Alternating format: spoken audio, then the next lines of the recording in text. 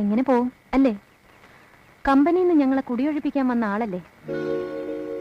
അപ്പൊ പിന്നെ ആ ജോലി പൂർത്തിയാക്കാണ്ട് പോവാൻ പറ്റില്ലല്ലോ അല്ലേ?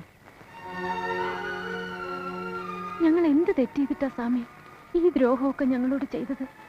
ആ റാവുത്തരുടെയും ജോണിന്റെയും ഫ്രാങ്കിന്റെയും ഒക്കെ കയ്യിൽ നിന്ന് ഞങ്ങളെ ഒരു കാലത്തും രക്ഷപ്പെടാൻ സമ്മതിക്കില്ല അല്ലേ? എന്നെങ്കിലും ഞങ്ങൾ കേസ് ജയിക്കുന്നു, അന്ന് കിട്ടുന്ന അവകാശവും മേടിച്ച് ദൂരെ എവിടെയെങ്കിലും പോയി സ്വസ്ഥമായിട്ട് ജീവിക്കാന്നൊക്കെ ആയിരുന്നു ഞങ്ങൾക്ക്. അതാ ഇപ്പൊ സ്വാമിയായിട്ട് ഇല്ലാണ്ടാക്കിയിരിക്കുന്നത്.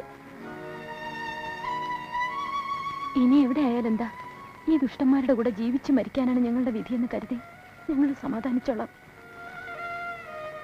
സ്വാമി പേടിക്കണ്ട, ഇതിന്റെ പിന്നിൽ സ്വാമിയായിരുന്നെന്ന് ഇവിടെ ഒരാളോടും ഞാൻ പറയില്ല.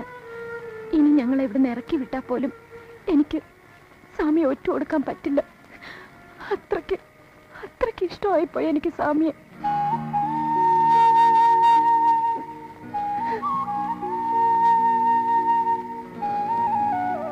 ഇപ്പൊ സ്വാമി വിചാരിക്കുന്നുണ്ടാവും ഇതൊക്കെ ഞാൻ എങ്ങനെ അറിഞ്ഞു.